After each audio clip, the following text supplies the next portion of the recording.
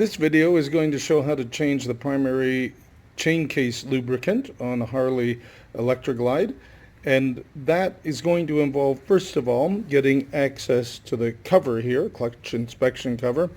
And to do that, it's going to be easiest to remove this. There's just a single bolt that holds it on there. It's a 8mm hex bit, and there's just a washer on there, a lock washer that's holding it tight, and so it's fairly straightforward to remove. Just remove that, and then you'll have easy access to this cover here, and you can do your work.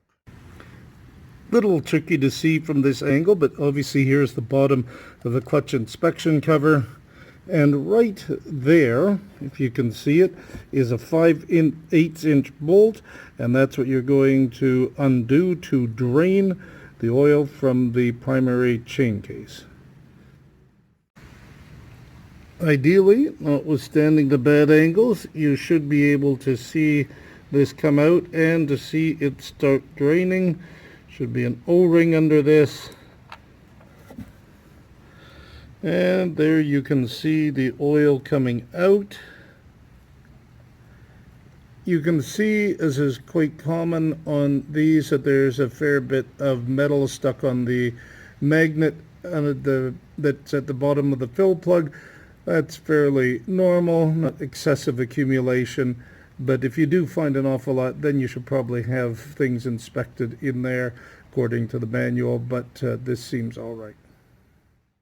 So you'll want to wipe that off and clean the whole bit up there just to remove any metal, and that way A, you won't have things floating around in the chain, and B, the next time you open it up, you'll be able to tell how much accumulation there has been.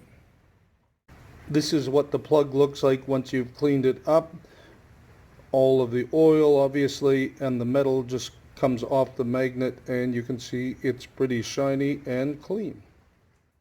The torque spec here is between 14 and 21 foot-pounds, and so I am setting it to 20 just because it's easy to read, and so it looks like we've got it there. So this is the clutch inspection cover. When you put it back on, the order in which you put things back on matters. This would be number 1, that would be 2, that would be 3, that would be 4, that would be 5. It's outlined in the manual. It matters the order in which you do it. I'm going to take this one off last, just because if I take the others, the thing will slide and swing around places that I don't want it to. So Torx T27 bit is what you need to remove this. There's the removed clutch inspection cover. There are 5 of these little nuts. You can probably see there that there is a washer on it. Make sure you don't lose those. Now, when you get there, you will find a cover. You should not reuse this. You're just going to pull that off. It may be a bit stuck there. You will see there's a red seal in there. It's important that that side be pointing in towards the mechanism. So you'll have to replace that, and we'll shortly fill this up with 1.12 liters of fluid. It's a little tricky to get in there, but I've got a funnel and we'll be doing it that way. It's hard to see inside there, but you can get a sense of where the oil is at. You'll see a black rim on that flywheel in there, and that's where the oil comes up to, close to the top of it. Again, 1.12 liters. Now I'm going to replace the cover. You can see it at the bottom of the screen there. That's the old one. I'll be putting a new one on. You can see it's got holes in it, and those holes match up with what's on the cover where you screw the clutch inspection cover back on. So I'll do that now. I'll have to do it off camera because I only have 2 hands. Over the years, I've managed to drive myself nuts trying to replace this piece here by underneath the clutch inspection cover. I think everybody calls it a derby cover. What I do is I take one screw, put it through the black cover here, and put it through the hole in the black cover as well as this one, and do the same with the one at the number 2 spot, and I get them just semi-finger tight so that they hold. That perfectly aligns, as you can see there, the holes for the other 3, and it makes them much easier to put in. I have driven myself nuts over the years trying to figure that out, and so if that helps you, maybe it'll save you a headache.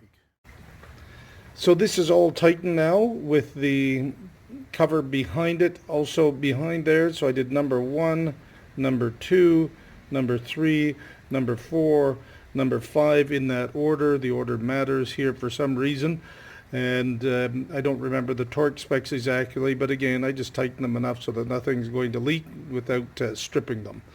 Now what I need to do is to replace the left passenger footrest, again with the 8mm hex bit, and once that's done, everything has been complete, and both the engine oil and the primary chain case lubricant have been replaced. You can see I've replaced now the passenger footrest, so that's good to go. The oil's changed in the primary chain case, and so we are good to go here. I think it's for another 16,000 kilometers if I recall correctly. I have to check the guide. This doesn't have to be changed nearly as often as the engine oil. Hope this helps. One last thought.